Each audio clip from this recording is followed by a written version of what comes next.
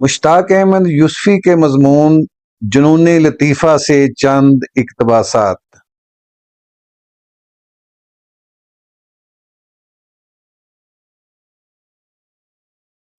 بڑا مبارک ہوتا ہے وہ دن جب کوئی نیا خانسامہ گھر میں آئے، اور اس سے بھی زیادہ مبارک وہ دن جب وہ چلا جائے۔ عام طور پر یہ سمجھا جاتا ہے کہ بد ذائقہ کھانا پکانے کا ہنر صرف تعلیم یافتہ بیگمات کو آتا ہے، لیکن ہم اپنے اعداد و شمار سے ثابت کر سکتے ہیں کہ پیشہ ور خانسامہ اس فن میں کسی سے پیچھے نہیں۔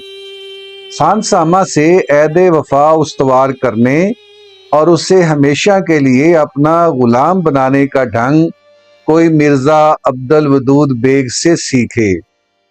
یوں تو ان کی صورت ہی ایسی ہے کہ ہر کس و ناقص کا بے اختیار نصیحت کرنے کو جی چاہتا ہے، لیکن ایک دن ہم نے دیکھا کہ ان کا دیرینہ باورچی بھی ان سے ابے تبے کر کے باتیں کر رہا ہے۔ ہماری حیرت کی انتہا نہ رہی، کیونکہ شرفاء میں یہ انداز گفتگو محض مخلص دوستوں کے ساتھ روا ہے، جو اولاد سے ہمیشہ سنجیدہ گفتگو کی جاتی ہے۔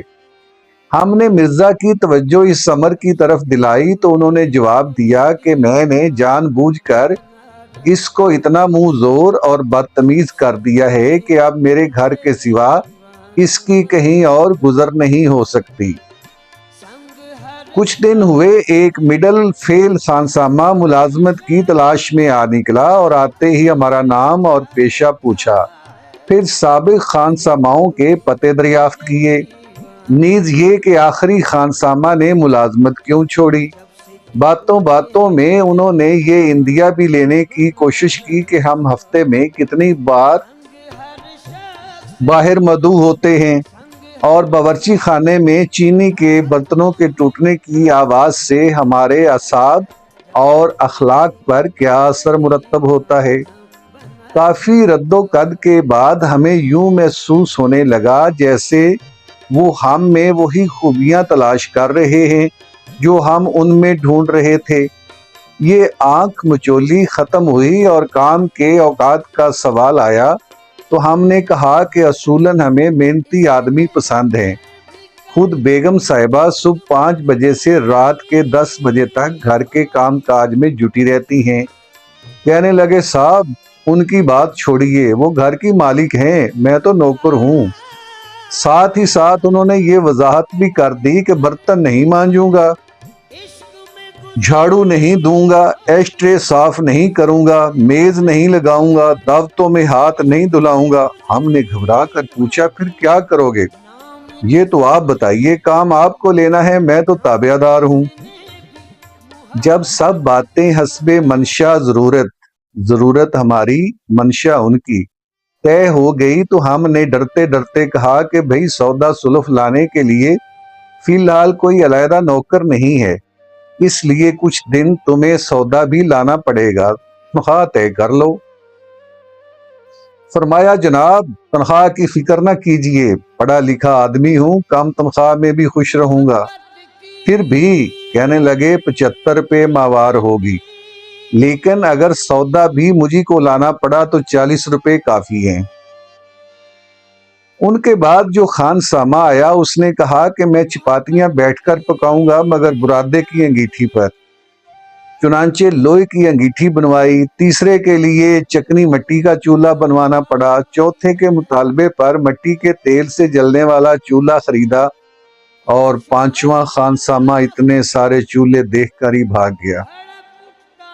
اس ظالم کا نام یاد نہیں آ رہا، البتہ صورت اور خد و خال اب تک یاد ہیں۔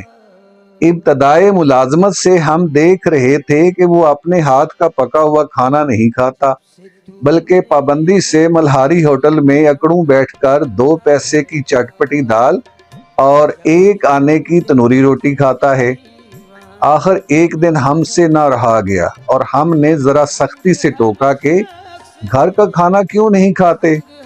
تنک کر بولا، صاحب ہاتھ بیچا ہے، زبان نہیں۔ اس نے نہایت مختصر مگر غیر مبہم الفاظ میں یہ واضح کر دیا کہ اگر اسے اپنے ہاتھ کا پکا کھانا کھانے پر مجبور کیا گیا تو وہ فوراً استعفیٰ دے دے گا۔ اس کے رویے سے ہمیں بھی شبہ ہونے لگا کہ وہ واقعی خراب کھانا پکاتا ہے۔ نیز ہم اس منطقی نتیجے پر پہنچے کہ دوزخ میں گناہگار عورتوں کو ان کے اپنے پکائے ہوئے سالن زبردستی کھلائے جائیں گے۔ گزشتہ سال ہمارے حال پر رحم کھا کر ایک کرم فرما نے ایک تجربہ کار خانسامہ بھیجا جو ہر علاقے کے کھانے پکانا جانتا تھا۔ ہم نے پوچھا بھئی اور تو سب ٹھیک ہے مگر تم 7 مہینے میں 10 ملازمتیں چھوڑ چکے ہو، یہ کیا بات ہے؟ کہنے لگے صاحب آج کل وفادار مالک کہاں ملتا ہے۔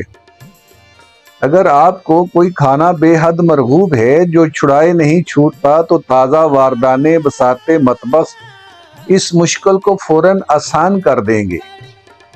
اشیاء خوردنی اور انسانی معدے کے ساتھ بھرپور تجربے کرنے کی جو آزادی باورچیوں کو حاصل ہے وہ نت نئی کیمیائی ایجادات کی ضامن ہے۔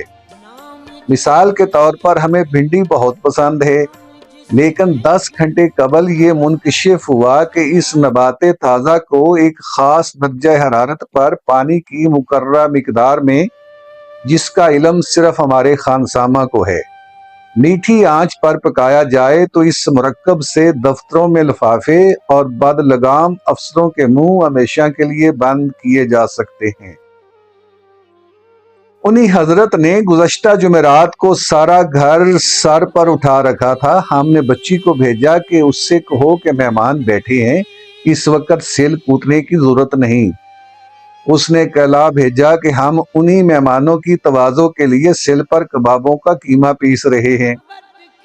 تھوڑی دیر بعد ہم نے کباب منہ میں رکھا تو محسوس ہوا گویا چٹ پٹا ریگ مال کھا رہے ہیں، اور ہمیں رہ کر میر صاحب پر شک آنے لگا کہ وہ مصنوعی بتیسی لگائے بے خبر بیٹھے کھا رہے تھے اور ہماری طرح کرکرا محسوس کر کے لال پیلے نہیں ہوئے۔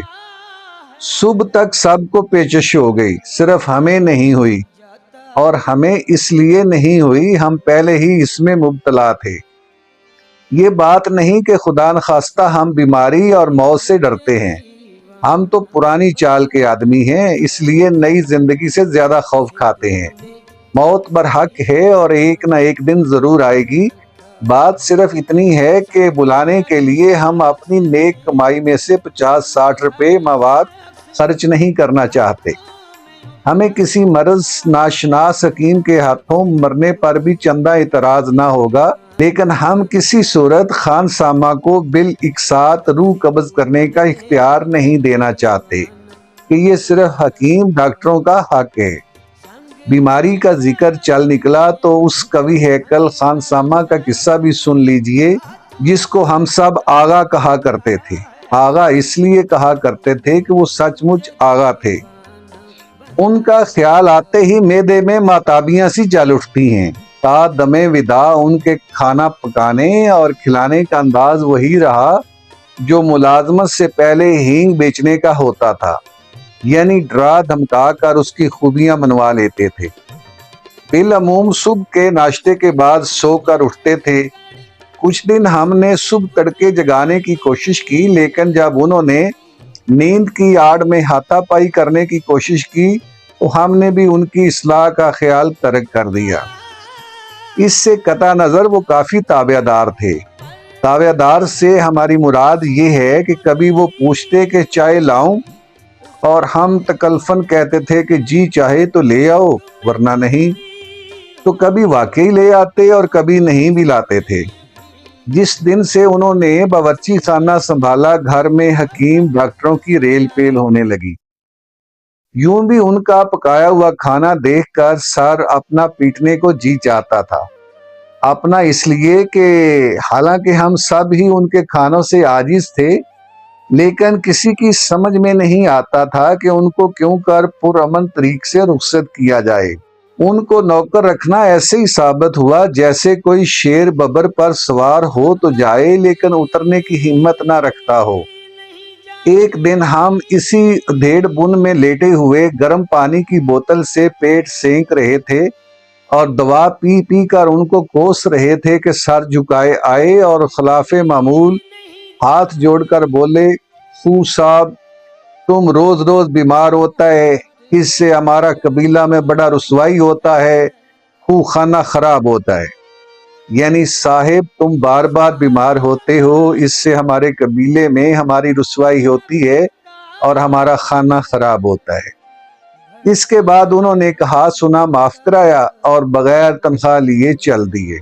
ऐसी ही एक और दावत का जिक्र भी सुनते जाइए जिसमें चंद अहबाब और अफसराने बाला दस्त मदऊ थे। नए खानसामा ने जो कुरमा पकाया उसमें शोरबे का ये आलम था कि नाक पकड़ के गोते लगाएं तो शायद कोई बोटी हाथ आ जाए। इक्का दुक्का कहीं नजर आ भी जाती तो कुछ इस तरह के साफ छुपती भी नहीं, सामने आती भी नहीं।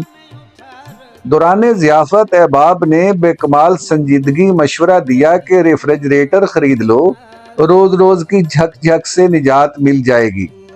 बस एक दिन लजीज खाना पकवा लो और हफ्ते भर ठाठ से खाओ और खिलाओ। किस्तों पर रेफ्रिजरेटर खरीदने के बाद हमें वाकई बड़ा फर्क महसूस हुआ, और वो फर्क ये है कि पहले जो बदमजा खाना सिर्फ एक ही वक्त खाते थे, अब उसे हफ्ते भर खाना पड़ता है।